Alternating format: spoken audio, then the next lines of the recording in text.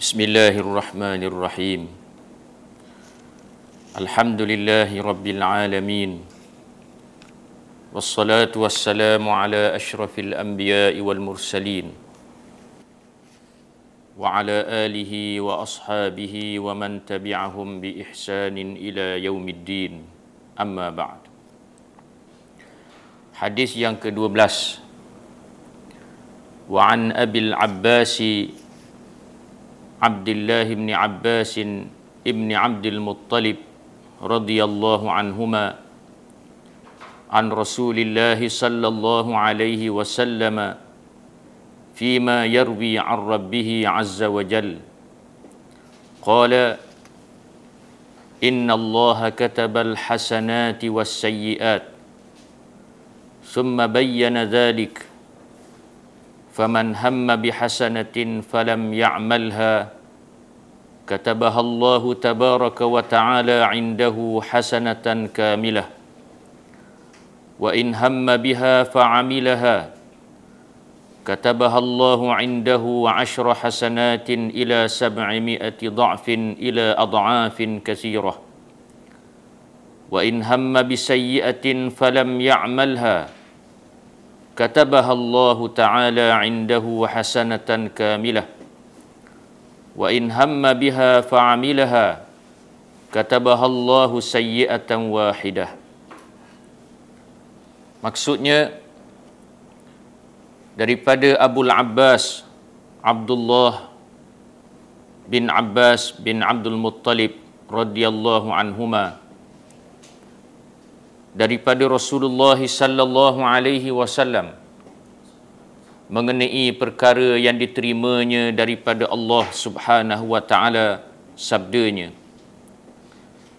sesungguhnya Allah mencatatkan semua kebaikan dan semua kejahatan. Kemudian Allah menjelaskan, sesiapa yang berniat hendak melakukan kebaikan tetapi tidak dikerjakannya, maka Allah mencatatkan untuknya satu pahala. Jika ianya berniat hendak melakukan kebaikan lalu dikerjakannya, maka Allah mencatatkan untuknya 10 pahala hingga 700 kali ganda atau lebih. Sesiapa yang berniat hendak melakukan sesuatu kejahatan tetapi tidak dikerjakannya, Allah mencatatkan untuknya satu pahala. Dan jika ia berniat hendak melakukan kejahatan kemudian dilakukannya, Allah mencatatkan untuknya satu dosa. Diriwayatkan oleh Imam Al-Bukhari dan Imam Muslim. Hadis yang kita bacakan ini diriwayatkan daripada Abdullah ibn Abbas, iaitu sepupu Nabi sallallahu alaihi wasallam yang dilahirkan pada tahun yang ke-3 sebelum berlakunya hijrah. Maknanya 3 tahun sebelum Nabi sallallahu alaihi wasallam berhijrah ke Madinah, Abdullah ibn Abbas dilahirkan. Dan dia meriwayatkan hadis-hadis yang banyak daripada Nabi sallallahu alaihi wasallam. Disebut oleh ulama-ulama hadis tidak kurang daripada 1660 hadis. Dan dia meninggal dunia pada tahun 68 Hijrah. Umurnya ketika itu ialah 71 tahun. Abdullah ibn Abbas radhiyallahu anhuma adalah antara ulama us-sahabah. Ulama daripada kalangan sahabat. Sahabat-sahabat ini mempunyai kelebihan masing-masing yang tidak sama. Daripada kalangan Muhajirin dan Ansar. Dan daripada kalangan mereka pula mempunyai martabat-martabat yang berbeza. Dari sudut ilmu, pengetahuan, kemahiran dan kebijaksanaan. Abdullah bin Abbas antara ulama daripada kalangan sahabat. Maknanya di kalangan sahabat-sahabat Nabi kalau nak tanya masalah agama, mereka akan tanya salah seorangnya ialah Abdullah Ibn Abbas. Itu di kalangan sahabat, khususnya selepas daripada wafatnya Nabi sallallahu alaihi wasallam. Ketika Nabi ada, sudah tentulah mereka akan rujuk kepada Nabi sallallahu alaihi wasallam. Selepas wafatnya Nabi sallallahu alaihi wasallam, maka mereka akan pergi rujuk sahabat-sahabat.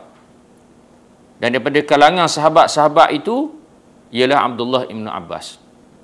Ini berkat daripada doa Nabi sallallahu alaihi wasallam ketika Abdullah Ibn Abbas masih lagi kecil. Iaitu sabda Nabi sallallahu alaihi wasallam, "Allahumma faqihhu fid din wa 'allimhu ta'wil." Ya Allah, ya Tuhanku, jadikanlahnya orang yang faqih tentang agama. Faqih ni ialah yang memahami. Bukan saja alim, tapi lebih daripada itu lagi. Yang memahami dengan kefahaman yang mendalam tentang hukum hakam agama. Wa 'allimhu ta'wil, dan berilah ilmu kepadanya tentang Al-Quranul Karim. Maka oleh kerana itulah Sayyidina Umar Al-Khattab radhiyallahu anhu menjadikannya salah seorang daripada penasihat ketika Sayyidina Umar menjadi khalifah.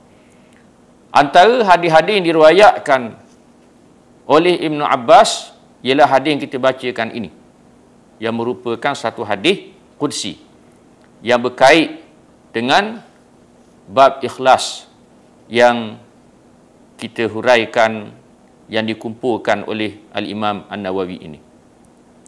Pengajaran hadis: setiap kebaikan atau kejahatan yang dilakukan oleh seseorang akan mendapat balasan sama ada pahala atau dosa. Ini berulang kali sebagaimana yang telah kita huraikan sebelum daripada ini. Yang kedua, sesuatu kebaikan yang dilakukan dengan niat ikhlas kerana Allah akan diberikan ganjaran pahala yang berlipat ganda. Di mana amalan-amalan terbahagi kepada 3. Amalan hati, amalan lisan, dan amalan anggota tubuh, al-jawarih. Niat adalah salah satu daripada amalan hati. Apabila seseorang itu berniat dengan ikhlas, maka Allah Subhanahu Wa Taala akan berikan pahala dan ganjaran, bergantung kepada niatnya. Kalau niatnya itu betul-betul ikhlas kepada Allah Subhanahu Wa Taala sepenuhnya, maka Allah Subhanahu Wa Taala akan beri ganjaran berlipat kali ganda. Oleh kerana itulah ulama-ulama menyatakan bahawa sebagaimana yang dipetik daripada nas-nas syarak, antaranya seorang ulama Al-Karamani menyatakan bahawa inna takhlidallahi al-'abd fil jannah laisa li'amalihi wa innama huwa liniyatihi li'annahu kana nawiyan an yuti'a Allah abada law baqiya abada. Dia kata Allah Subhanahu Wa Taala meletakkan seseorang hamba di dalam syurga selama-lamanya, bukan kerana amalannya, tetapi kerana niat yang ada dalam hatinya.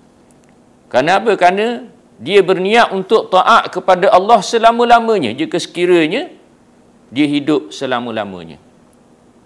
Itu pentingnya niat. Maknanya walaupun seseorang itu dia tak boleh nak semayang kerana dia sakit, dia tak boleh nak pergi masjid kerana keuzuran-keuzuran yang tertentu, dia tak boleh nak melakukan satu-satu amalan, satu-satu ibadah kepada Allah kerana terhalang dengan halangan-halangan yang tertentu, tetapi dia sedar dan diniat dengan penuh keikhlasan, maka Allah Ta'ala akan beri pahala berpanjangan kepadanya walaupun setelah dia mati bertemu dengan Allah Subhanahu Wa Taala. Ini penting niat, sebab itulah kita kena jaga betul niat dalam hati kita, dan syaitan iblis ini sentiasa berusaha untuk merosakkan amalan hati kita, khususnya niat. Oleh kerana itulah kita mestilah sentiasa memperbetulkan niat kita. Apabila datangnya was-was, apabila datangnya bisikan syaitan dalam hati untuk memesongkan niat kita supaya tidak ikhlas kepada Allah Subhanahu Wa Taala, maka kita mestilah cepat-cepat beristighfar dan cepat-cepat merubah niat kita ikhlas hanya kepada Allah Subhanahu wa taala. Yang ketiga, orang yang berniat hendak mengerjakan kebajikan tetapi tidak dilakukannya, dia tetap akan mendapat balasan satu pahala kebaikan. Sebaliknya, sesiapa yang berniat hendak melakukan kejahatan tetapi tidak dilakukannya, maka dia tidak akan mendapat apa-apa balasan dosa tetapi diberi pahala. Di mana dalam hadis ini Nabi sebut dengan menggunakan satu lafaz, iaitu alham, di mana ulama-ulama menyatakan bahawa apa yang mari dalam hati kita, terlitah dalam fikiran kita ini, ada martabat-martabat. Iaitu ada 5 martabat semua yang dikumpulkan oleh ulama-ulama dalam satu bait syair, iaitu maratibul qasdi khamsun hajisun zakaru fa khatirun fa hadithun nafsi fastami'a yalihi hammun fa azmun kulluha rufi'at siwal akhiri fa fihi al-akhdhu qad waqa'a. Di mana ulama-ulama kata martabat-martabat benda hak mari dalam hati kita, terlitah dalam kepala kita ni ada 5. Yang pertama sekali, yang mana Allah Ta'ala tak kira. Allah Ta'ala tak kira. Tak kira di sini maknanya tidak dicatat dengan kejahatan. Kalau seseorang itu mari terlitah dalam kepala dia untuk mencuri sebagai contoh. Iaitu 3 yang pertama sekali. Hajisun, khatirun, hadisun nafsi. Hajis ni benda yang terlitah. Adapun khatirun, benda yang mari tiba-tiba. Hajis ni benda yang terdetik. Adapun khatirun, benda yang mari tiba-tiba. Mari tiba-tiba mikir nak curi, mari tiba-tiba mikir nak minum arak, mari tiba-tiba mikir nak buat macam-macam maksiat. Maka ni semua Allah Ta'ala tak kira sebagai satu amalan khususnya diberikan dosa, dicatat dengan dosa. Dan yang ketiganya ialah hadisun nafsi. Hadisun nafsi ini ialah benda yang mari bisikan di telinga. Syaitan mari bisik, suruh buat ni, buat itu dan seumpamanya. Hak ni pun Allah Ta'ala tak kira juga. Adapun yang kedua, yang terakhir, iaitu alhammu wal qasd. Hak ni yang dikira oleh Allah Subhanahu wa Ta'ala. Yang disebut dalam hadis yang kita bacakan ini, di mana Nabi sebut jika sekiranya seseorang itu berniat. Di sini ham. Di mana qasad ni lagi tinggi martabatnya daripada ham. Qasad ni lebih kurang sama dengan azam. Ham ni maknanya dia mari dalam hati dia, dia niat untuk buat satu kebaikan. Allah Ta'ala catat selalu, beri satu kebaikan kepadanya. Ini rahmat Allah Ta'ala kepada kita, umat Nabi Muhammad SAW. Sehingga kita niat untuk buat satu-satu kebaikan dalam hati kita, Allah Ta'ala beri selalu pahala dan ganjaran. Belum buat lagi. Apabila kita melakukannya, maka Allah Ta'ala akan beri 10 kali ganda sehinggalah 700 kali ganda. Ini besarnya rahmat Allah Subhanahu Wa Ta'ala kepada kita. Jadi pahala-pahala ni duit lah kalau hari ni. Kalau hari ni kita nak beli barang kena ada duit. Di mana orang-orang barat yang bertuhankan kepada kebendaan menyatakan bahawa duit adalah segala-galanya. Harta adalah segala-galanya. Sedangkan Islam tidak ajar begitu. Di mana semua masalah dalam hidup kita bukan boleh diselesaikan dengan duit, dengan harta. Sebab itulah kita lihat di negara-negara kaya, masyarakat mereka yang bertuhankan kepada kebendaan, ada duit berjuta-juta, berbilion, bertrilion, tapi akhirnya bunuh diri kerana tekanan hidup, kerana masalah yang berlaku dalam kehidupannya. Kadang-kadang masalah bukan besar sangat, masalah kecil je, tiba-tiba bunuh diri. Duit banyak, harta banyak, tinggal. Menunjukkan kepada kita di sini bahawa duit dan harta tidak boleh menyelesaikan semua masalah. Sebab itulah Islam ajar kepada kita, duit dan harta ini adalah alat. Bukannya tujuan dan matlamat. Alat untuk kita dapat pahala. Alat untuk kita dapat redha Allah Subhanahu wa taala. Di sinilah penting kita kena jaga iman dalam hati kita, khususnya di zaman manusia bertuhankan kepada kebendaan pada hari ini. Di mana pahala ini adalah duit untuk kita guna di hari akhirat kelak. Kita tak guna atas dunia ni, kita guna di hari akhirat kelak. Tetapi duit hari akhirat ataupun pahala ni benda tak nampak. Benda tak nampak. Benda gaib yang wajib kita percaya dan beriman dengannya. Sebab itulah iman ini satu benda yang duduk dalam hati, dan ujian-ujian terlalu banyak di hadapan, khususnya di zaman ini, zaman manusia bertuhankan kepada sesuatu benda itu. Kalau nak percaya, mestilah dilihat, nampak di hadapan, boleh rasa. Ada pun benda yang tak nampak di hadapan, benda yang diajar oleh agama, ramai manusia tidak percaya pada hari ini, termasuklah berkait dengan dosa dan pahala. Jadi kita orang beriman, kita percaya bahawa di sana ada dosa, ada pahala daripada amalan-amalan yang kita lakukan. Seterusnya, yang keempat, tiap-tiap kejahatan yang dilakukan dicatatkan balasannya satu kejahatan sahaja. Ini rahmat Allah kepada kita. Kalau seorang tu dia niat dalam hati dia untuk buat satu kejahatan,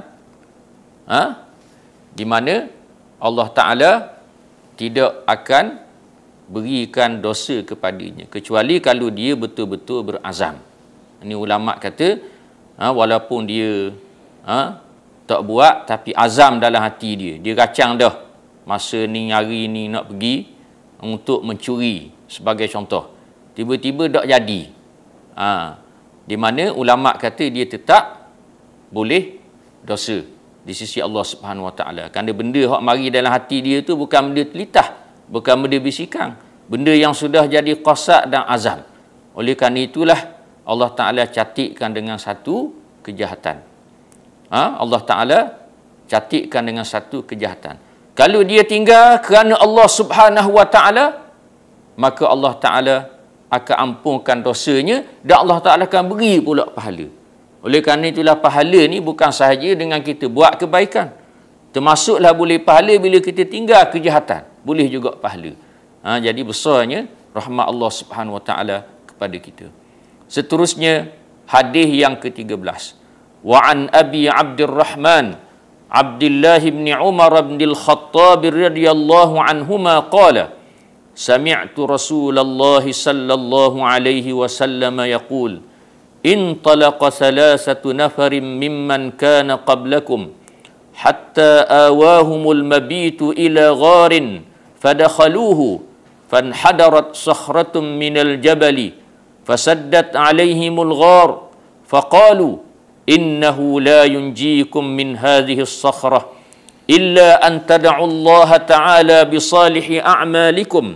Qala rajulun minhum Allahumma kana li abawani shaykhani kabirani wa kuntu la aghbuqu qablahuma ahlan wala mala fana'a bi talabu ash-shajari yawma falam urih alayhima hatta nama fahalabtu lahuma غبوقهما فوجدتهما نائمين فكرهت أن أوقظهما وأن أغبق قبلهما أهلا أو مالا فلبست والقدح على يدي أنتظر استيقاظهما حتى برق الفجر والصبية يتضاغون عند قدمي فاستيقظا فشربا غبوقهما اللهم إن كنت فعلت ذلك ابتغاء وجهك ففرج عنا ما نحن فيه من هذه الصخرة فانفرجت شيئا لا يستطيعون الخروج منه.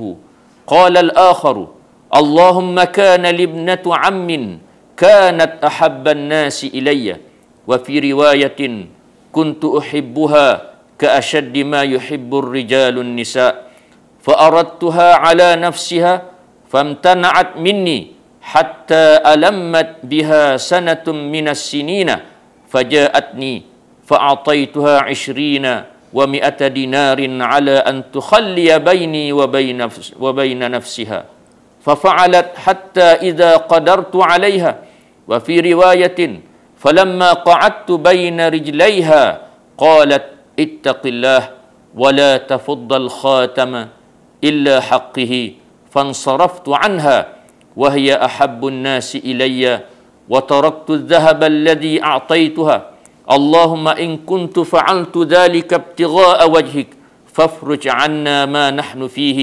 فانفرجت الصخرة غير أنهم لا يستطيعون الخروج منها وقال الثالث اللهم إني استأجرت أجراء وأعطيتهم أجرهم غير رجل واحد ترك الذي له وذهب فسمرت أجره حتى كثرت منه الأموال فجاءني بعد حين فقال يا عبد الله أد إلي أجري فقلت له كل ما ترى من أجرك من الإبل والبقر والغنم والرقيق فقال يا عبد الله لا تستهزئ بي فقلت لا أستهزئ بك فأخذه كله فاستاقه فلم يترك منه شيئا اللهم إن كنت فعلت ذلك ابتغاء وجهك فافرج عنا ما نحن فيه فانفرجت الصخرة فخرجوا يمشون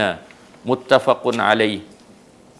Maksudnya daripada Abu Abdurrahman Abdullah bin Umar Al-Khattab radhiyallahu anhu katanya, aku telah mendengar Rasulullah sallallahu alaihi wasallam bersabda, pada suatu masa dahulu ada 3 orang lelaki berjalan-jalan sehingga mereka terpaksa bermalam di dalam sebuah gua. Ketika mereka sedang berada di dalam gua itu, tiba-tiba terjatuh batu besar dari atas bukit, lalu menutupi pintu gua itu hingga mereka tidak dapat keluar. Maka berkatalah mereka, sesungguhnya tiada sesuatu pun yang dapat menyelamatkan kamu daripada bahaya ini, kecuali berdoa kepada Allah dengan amal-amal soleh yang pernah kamu kerjakan. Salah seorang daripada mereka berkata, yakni berdoa, ya Allah, dahulu aku mempunyai ayah dan ibu yang sudah tua. Biasanya aku tidak pernah memberi minuman susu kepada orang lain sebelum mereka berdua minum, sekalipun kepada keluarga atau hamba sahaya. Pada suatu hari, aku membawa binatang ternakan ke suatu tempat yang jauh hingga aku tidak kembali kepada kedua-duanya kecuali setelah jauh malam. Keduanya telah tidur. Aku perahkan susu untuk minuman mereka, tetapi mereka masih juga tidur. Aku tidak suka mengejutkan mereka, dan susu itu tidak pula aku berikan kepada sesiapa jua pun. Aku tetap menunggu mereka bangun sehingga terbit fajar, dan minuman itu masih di tanganku. Sedangkan ketika itu juga anak-anakku menangis di kakiku meminta susu. Apabila kedua ibu bapaku bangun, mereka pun minum susu yang kuperahkan itu. Ya Allah, jika aku berbuat yang demikian itu benar-benar untuk mengharapkan keredaan-Mu, lepaskanlah kami dari gua ini. Maka terbukalah sedikit pintu gua itu, tetapi mereka tidak dapat keluar. Seorang lagi berkata, ya Allah, dahulu aku pernah jatuh cinta kepada sepupuku. Pada riwayat yang lain, aku mengasihinya begitu mendalam seperti suami isteri. Aku selalu menggodanya supaya ia menyerahkan dirinya kepadaku, tetapi dia sentiasa menolak. Pada suatu masa, dia kesempitan hidup dan datang meminta bantuan daripada aku. Aku berikan padanya sebanyak 120 dinar dengan syarat bahawa dia menyerahkan dirinya kepadaku. Dia bersetuju berbuat demikian.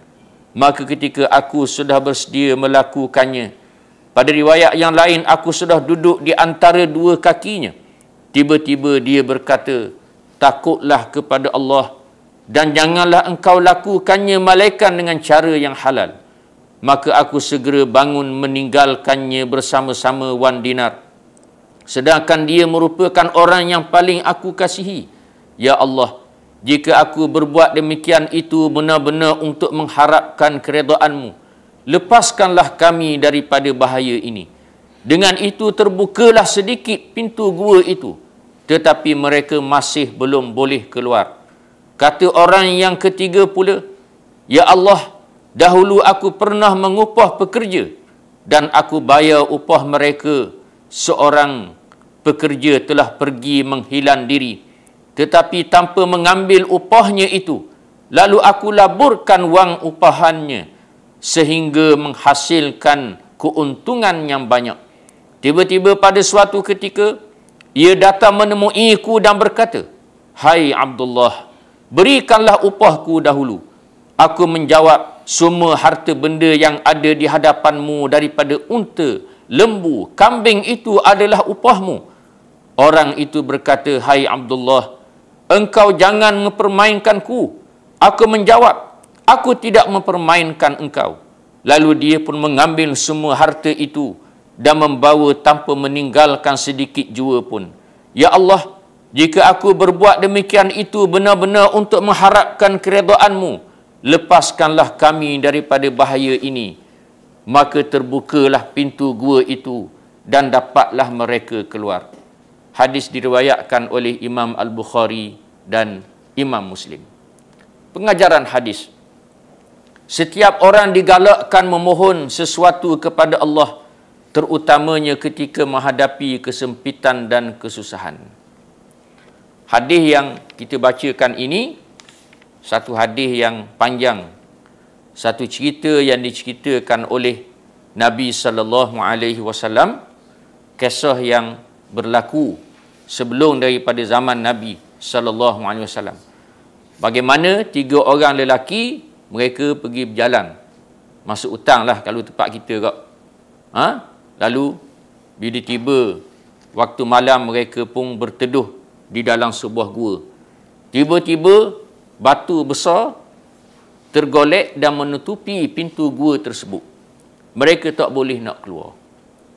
Lalu mereka masing-masing berdoa kepada Allah Subhanahu wa ta'ala supaya Allah Subhanahu wa ta'ala menyelamatkan mereka.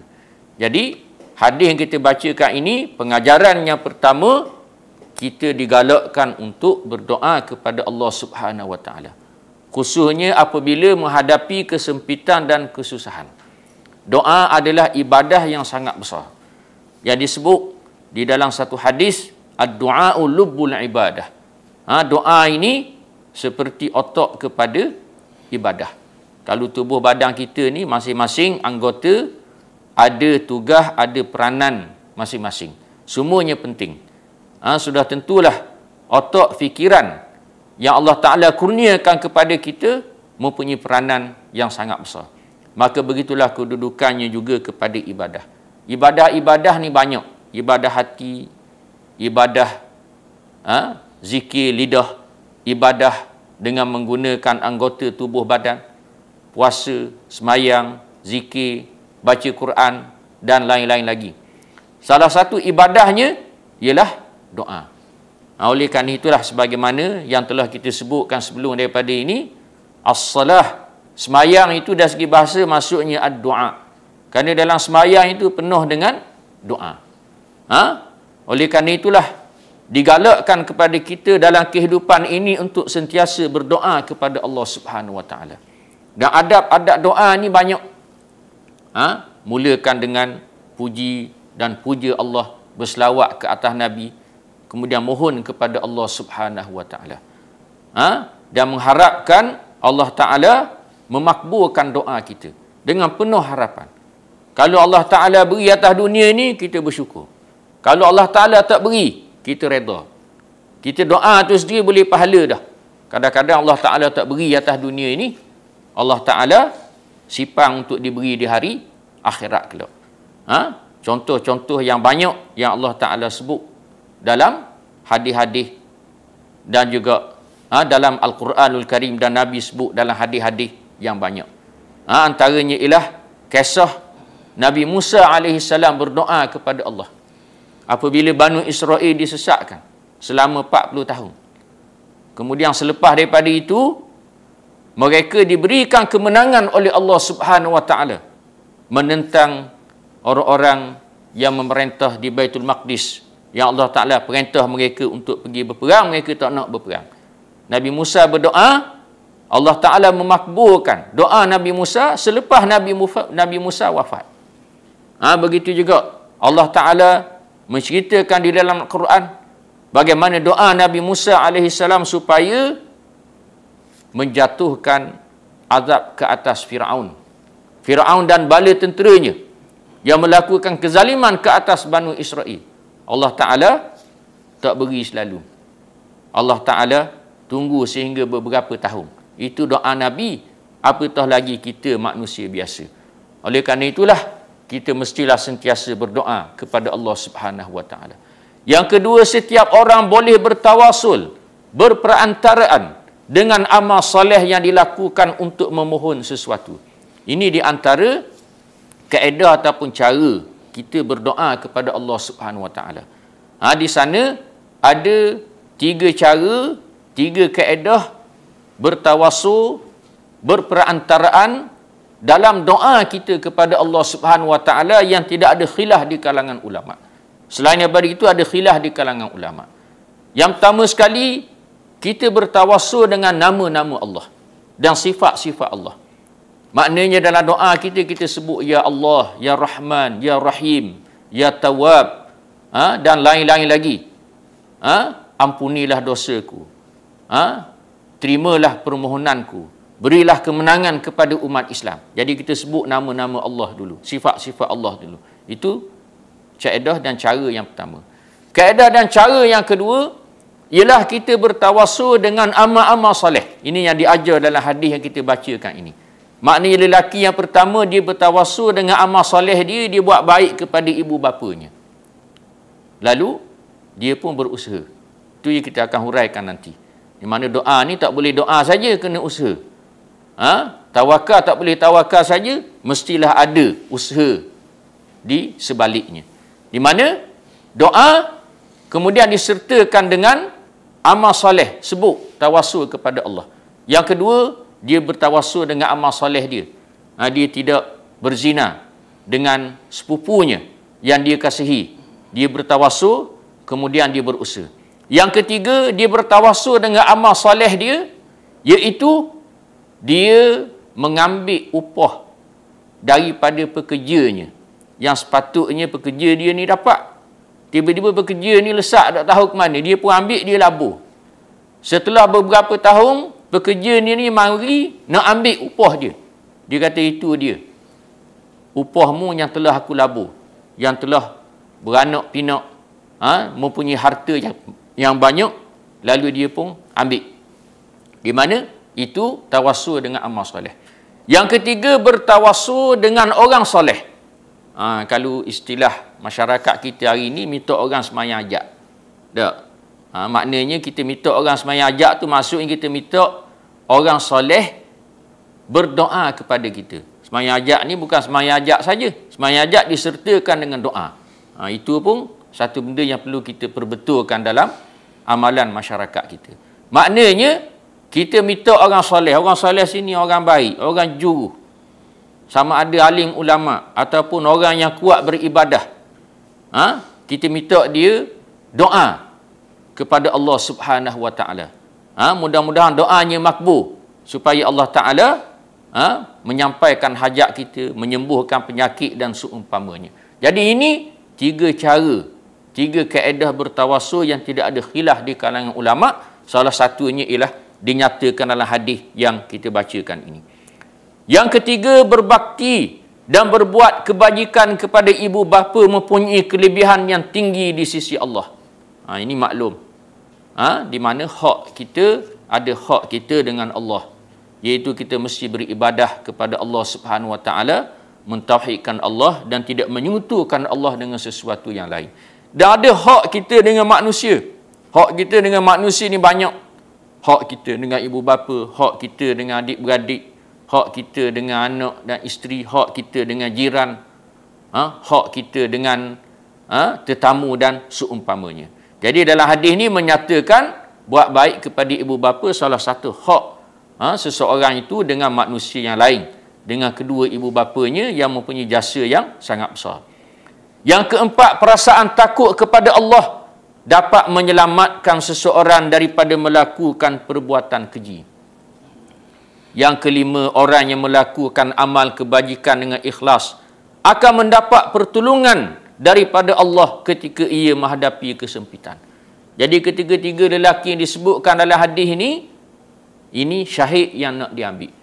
Mereka bertawassul kepada Allah kerana mereka yakin amalan-amalan yang mereka buat ini ikhlas kepada Allah. Hak yang pertama dengan amalannya, yang kedua dengan amalannya, yang ketiga dengan amalannya. Padahal barangkali banyak amalan-amalan hak mereka buat. Tapi mereka rasa inilah amalan-amalan hak paling ikhlas sekali kepada Allah. Lalu mereka berdoa. Dan Allah Ta'ala memakbulkan doa mereka. Di sini menunjukkan niat yang ikhlas dalam hati, amal yang ikhlas yang dilakukan oleh seseorang akan menyelamatkannya daripada kesempitan. Sebab itulah kita kena belajar daripada hadis ini. Khususnya bermacam-macam musibah yang berlaku pada hari ini. Di samping kita doa ramai-ramai di masjid melalui imam ketika sembahyang, ketika khutbah dan seumpamanya, dalam masa yang sama kita juga kena doa untuk diri masing-masing. Maknanya kita doa sendiri-sendiri untuk kita, keluarga kita dan juga masyarakat secara umumnya. Dan sebut dalam doa kita itu amal-amal soleh yang kita lakukan. Yang kita yakin amalan mana yang kita betul-betul ikhlas kepada Allah. Sebut dan mohon apa yang kita nak daripada Allah Subhanahu Wa Taala. Yang keenam, Allah memberikan ganjaran yang besar kepada orang yang melaburkan harta orang lain, harta terbiar dengan niat ikhlas untuk pelaburan yang menguntungkan. Di mana antara pengajaran yang diambil daripada hadis ini ialah berkait dengan harta, sebagaimana yang kita sebutkan tadi. Di mana Allah Ta'ala jadikan kehidupan kita di atas dunia ini untuk menjadi khalifahnya, mentadbir dan mengurus. Matlamat akhir ialah untuk dapat redha Allah, syurga di hari akhirat kelak. Maka Allah Ta'ala kurniakan kepada manusia dengan harta benda. Jangan jadikan harta benda sebagai matlamat. Tetapi jadikan harta benda sebagai alat untuk kita dapat pahala di sisi Allah. Di sini menunjukkan kepada kita bahawa kita mestilah mengurus harta benda dengan baik.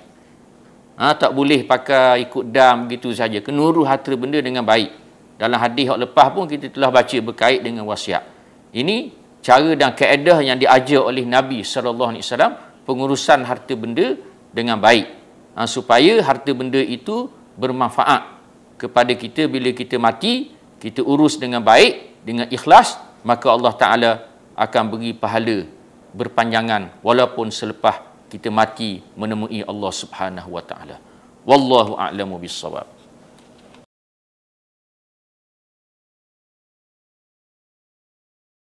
A'udzu billahi minasy syaithanir rajim. Ya bani Israil adhkuru ni'mati allati an'amtu 'alaikum wa anni faddaltukum 'alal 'alamin.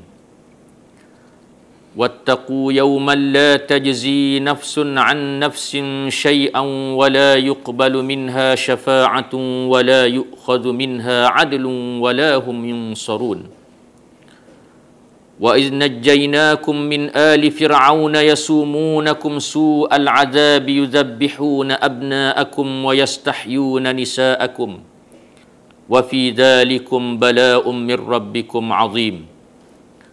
Wa idh faraqna bikumul bahra fa anjaynakum wa aghraqna ala fir'auna wa antum tanzurun.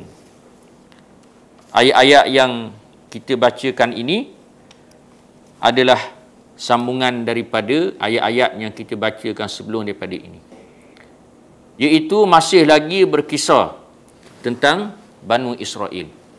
Dalam surah Al-Baqarah, Allah Ta'ala menyebut sebanyak 110 ayat yang menceritakan tentang Banu Israel. Dalam ayat-ayat yang lepas, kita telah huraikan bagaimana Allah Subhanahu wa taala menyebut tentang mereka.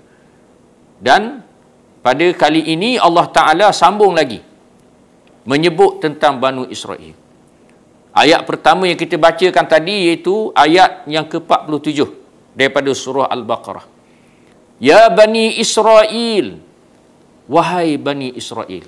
Ini telah kita huraikan sebelum daripada ini, dan ini di antara uslub at-targhib. Uslub at-targhib ialah cara untuk menggalakkan, untuk menarik. Salah satu daripada uslub yang digunakan oleh Al-Quran, dan uslub ini juga satu uslub yang perlu kita ambil pengajaran kita sebagai pendakwah-pendakwah untuk ajak, untuk suruh orang kepada Islam. Maknanya Allah Ta'ala sebut, wahai Banu Israel, supaya mereka ingat bagaimana datuk nenek moyang mereka dulu. Macam kita nak tegur orang hari ni lah. Hei anak si fulan bin si fulan.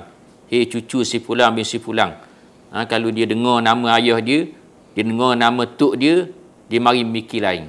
Jadi Allah Ta'ala ajar kepada Nabi Muhammad SAW nak berdepan dengan golongan Banu Israel ini, sebut tentang kurniaan yang Allah Ta'ala berikan kepada datuk nenek moyang mereka. Wahai Banu Israel, uzkuru ni'mati allati an'amtu alaikum. Kenankanlah nikmat-nikmatku yang aku telah kurniakan kepada kamu. Wa anni faddaltukum 'alal 'alamin. Bahawasanya aku telah melebihkan nenek moyang kamu yang taat dahulu atas orang-orang yang ada pada zamannya. Di mana nikmat-nikmat Allah yang Allah Ta'ala kurniakan kepada Banu Israel banyak. Dan Allah Ta'ala sebut dalam ayat yang kita bacakan ini, salah satu daripadanya ialah Allah Ta'ala memberikan kemuliaan dan kelebihan kepada datuk nenek moyang mereka yang taat akan perintah Allah, yang taat akan perintah Nabi-Nabi dan Rasul-Rasul alaihimussalatu wassalam. Abul Aliyah menyebut dalam menghuraikan ayat ini, ala alamin man kana fi dhalika zaman fa inna likulli zamanin alaman.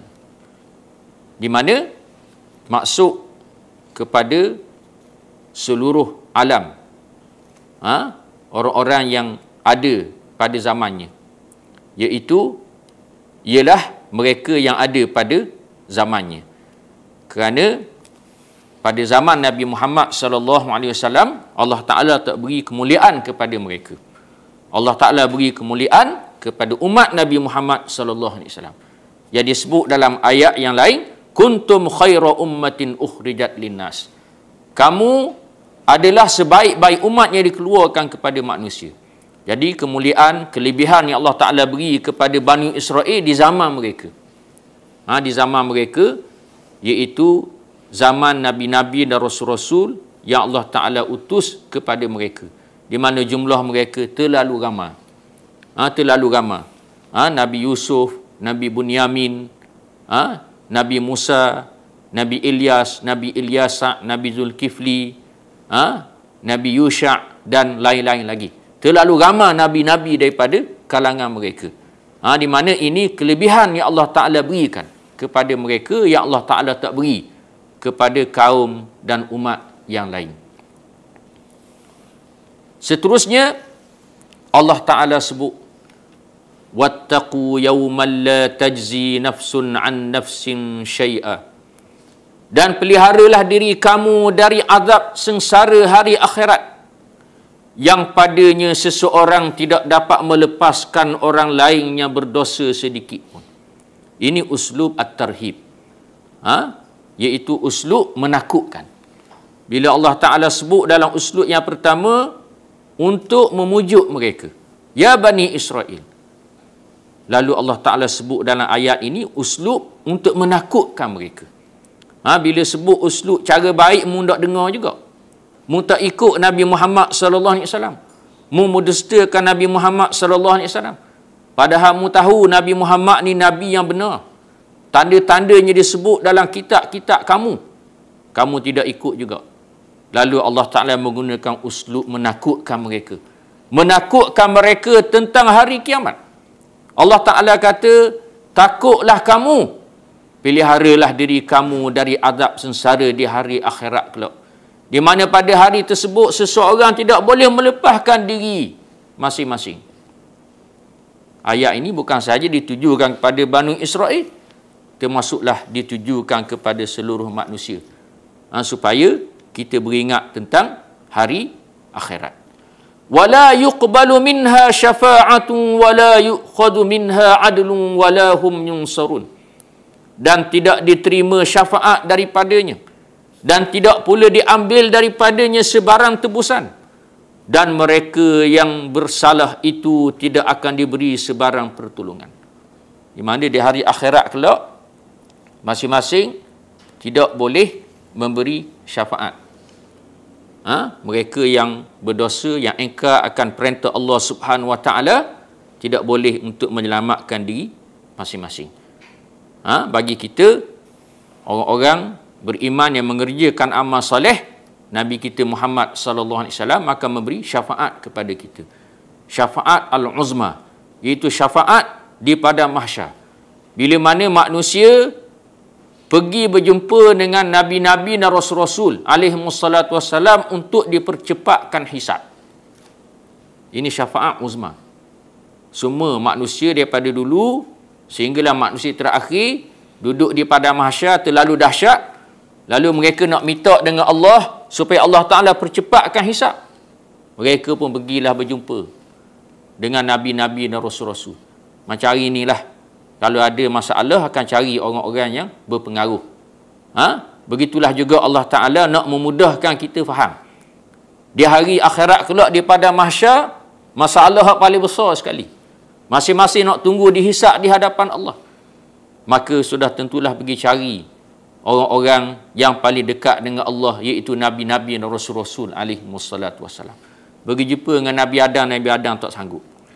Pergi jumpa dengan Nabi Ibrahim tak sanggup. Pergi jumpa dengan Nabi Musa tak sanggup. Pergi jumpa dengan Nabi Isa tak sanggup. Masing-masing menyebut tentang kesalahan mereka. Walaupun mereka diampunkan dosa terdahulu dan terkemudian. Lalu mereka pergi berjumpa dengan Nabi Muhammad sallallahu alaihi wasallam, dan Nabi Muhammad pergi menghadap Allah, maka dipercepatkan hisab. Itu syafaat uzma. Syafaat yang Allah Ta'ala berikan hanya kepada Nabi Muhammad sallallahu alaihi wasallam. Adapun syafaat-syafaat yang lain, ulama boleh beri syafaat, orang mati syahid boleh beri syafaat dan seumpamanya.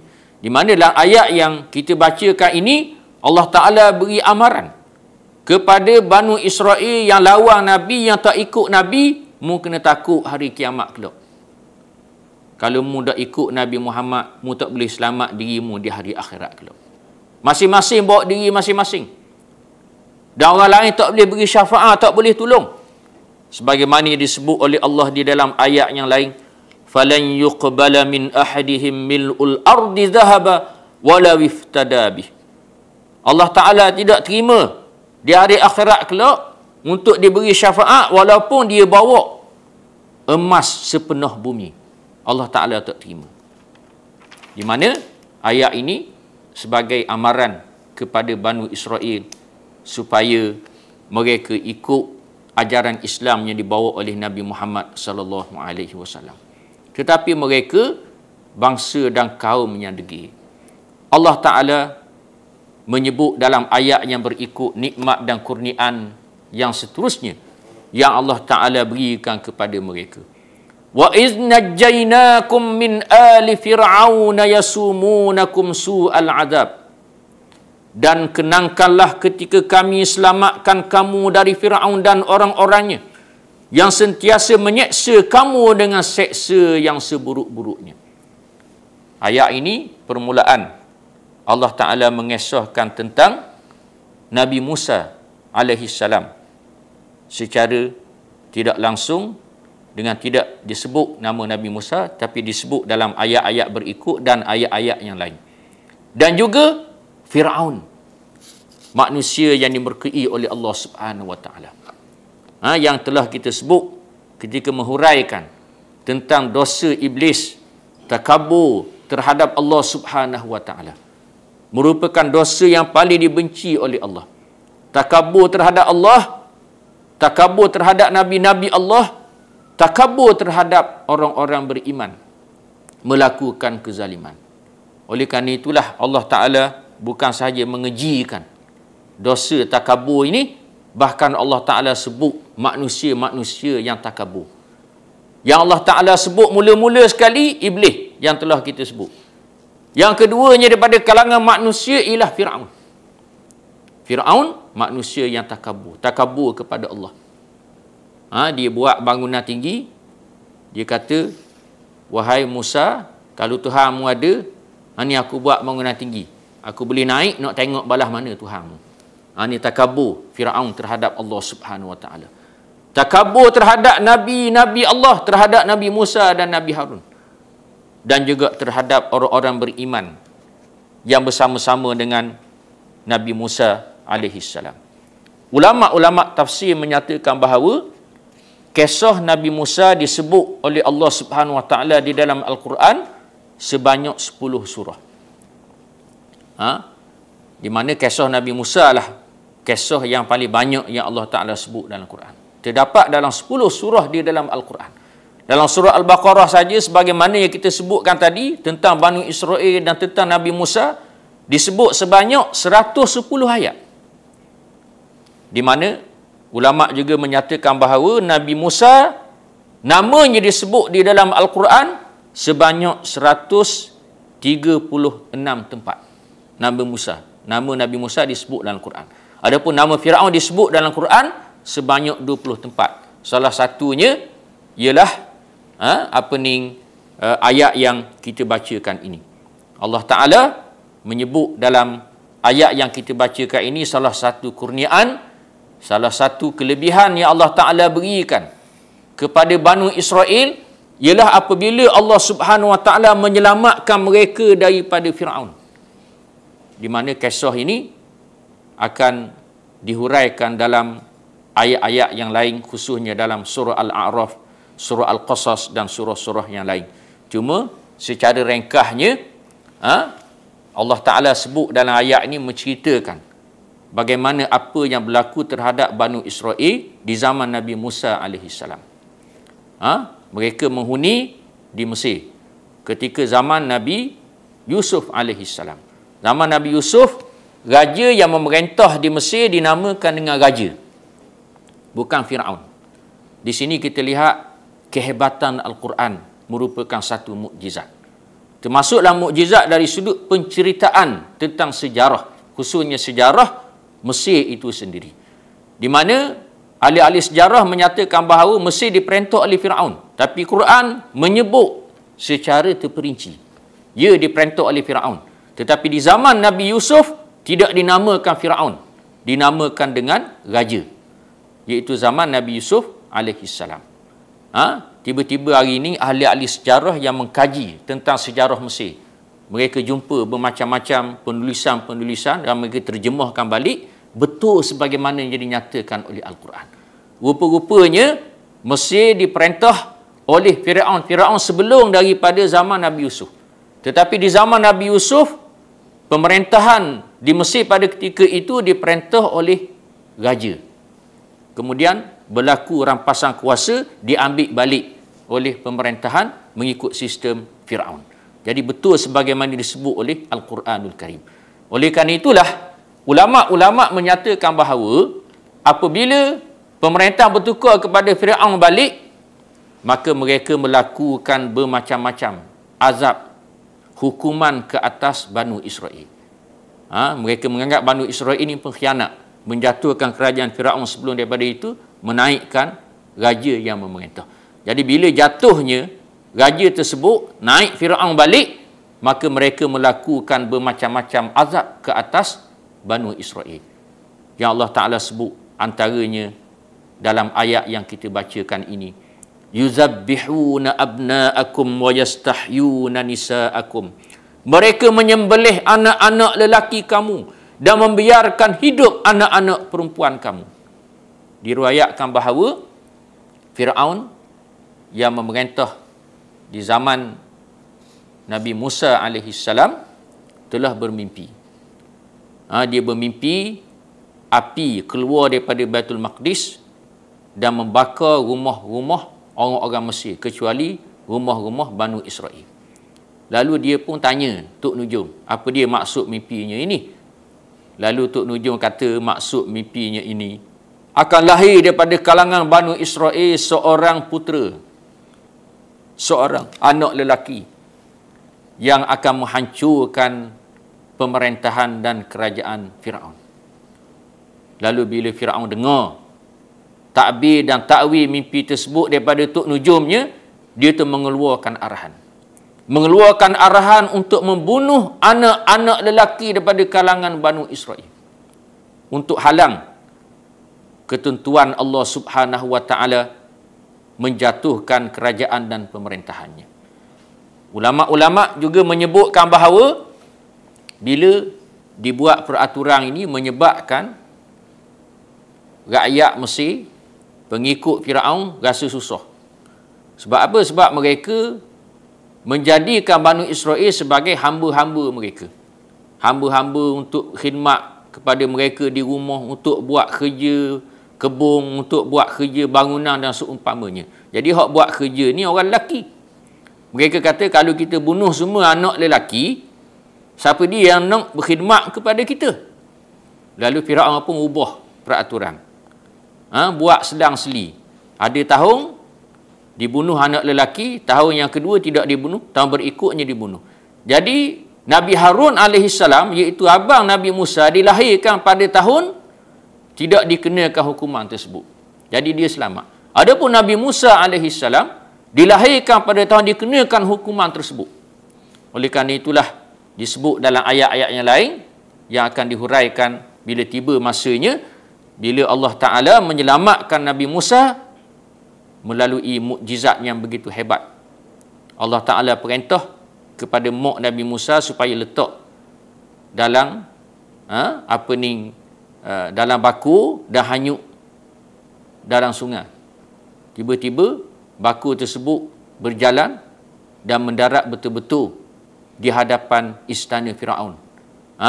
Di mana Allah Ta'ala menentukan sedemikian rupa berlaku. Menunjukkan kepada kita bahawa musuh-musuh Islam walaupun mereka berusaha untuk menghancurkan Islam dengan apa cara sekalipun, kalau Allah Ta'ala tak izin, tak akan berlaku. Ini apa yang berlaku di zaman Nabi Musa alaihissalam. Firaun nak menghancurkan Islam dengan membunuh Nabi Musa alaihissalam. Tiba-tiba Nabi Musa diselamatkan oleh Allah dan dibesarkan di dalam istananya. Ini hebatnya kuasa Allah Subhanahu wa taala. Ada seorang ulama semasa mengaitkan kisah yang berlaku ini dengan kisah yang berlaku pada zaman mutaakhir ini, di zaman kelemahan umat Islam.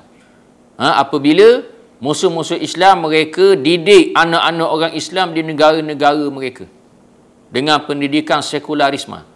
Tujuannya untuk memastikan anak-anak orang Islam ni balik ke negara masing-masing bawa agenda mereka.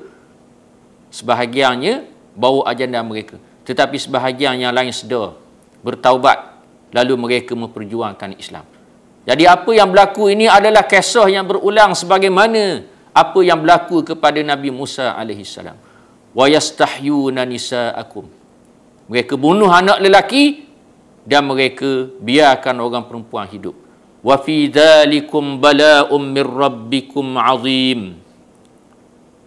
Sedang kejadian yang demikian itu mengandungi bala bencana dan cubaan yang besar dari Tuhan kamu.